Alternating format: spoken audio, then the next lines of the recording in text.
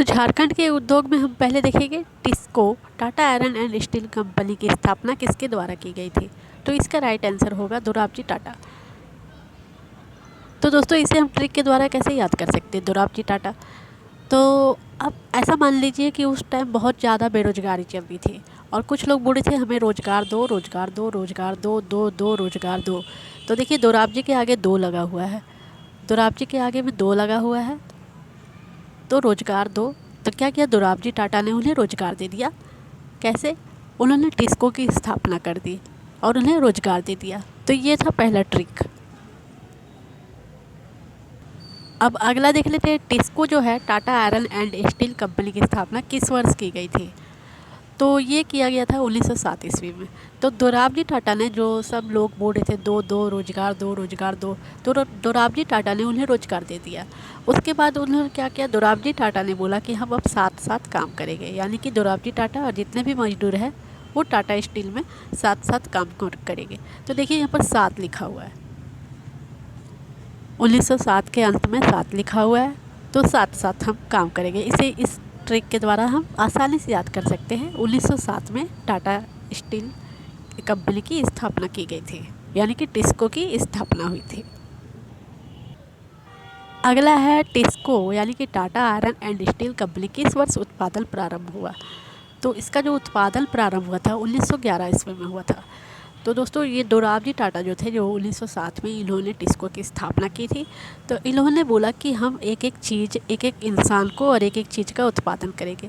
मतलब एक एक इंसान को हम रोज़गार भी देंगे और एक एक चीज़ों का उत्पादन करेंगे, एक एक चीज़ों का उत्पादन करेंगे।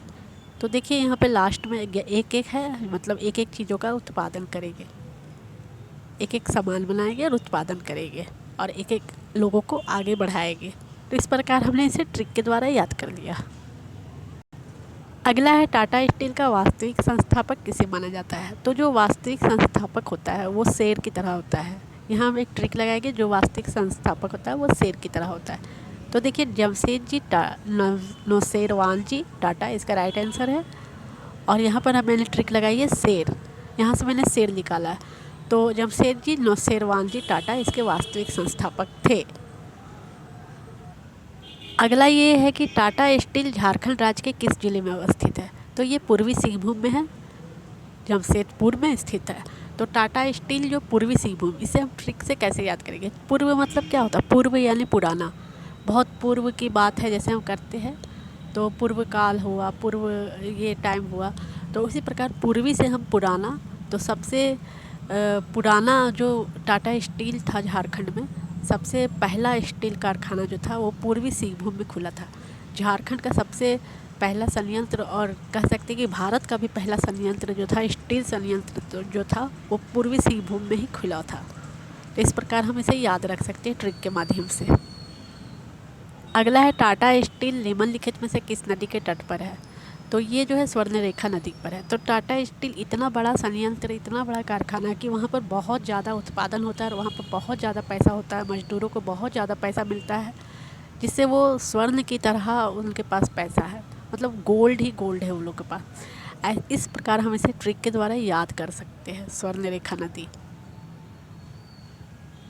अगला है टाटा स्टील को कोकिंग कोयला कहाँ से प्राप्त होती है। तो ये तो एकमात्र ऐसा जहाँ पर उत्पादन होता है कोकिंग कोयला का, ये है झरिया धनबाद में।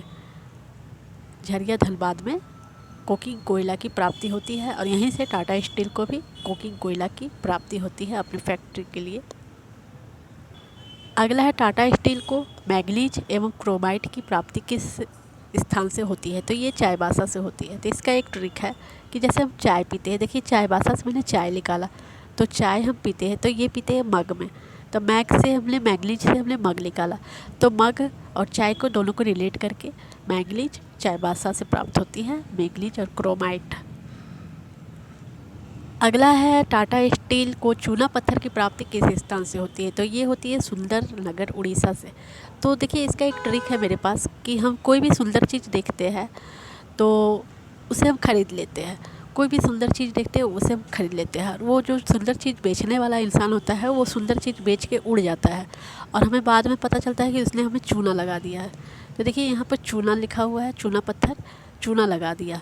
सुंदर चीज़ हमने देखा वो बेच कर उड़ गया, मतलब उड़ीसा से हमने उड़ गया बोल दिया, और चूना लगा दिया बाद में हमें। तो इस प्रकार हमें टाटा स्टील को चूना पत्थर की प्राप्ति सुंदरनगर उड़ीसा से ट्रिक के माध्यम से हमने आसानी से याद कर दिया।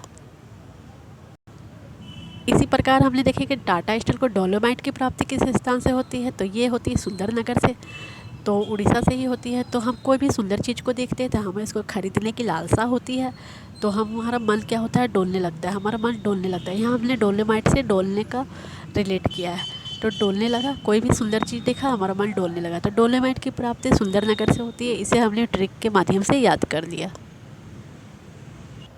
तो दोस्तों यहाँ पे एक क्वेश्चन है, भारत का प्रथम तांबा उद्योग किस स्थान पर स्थापित किया गया।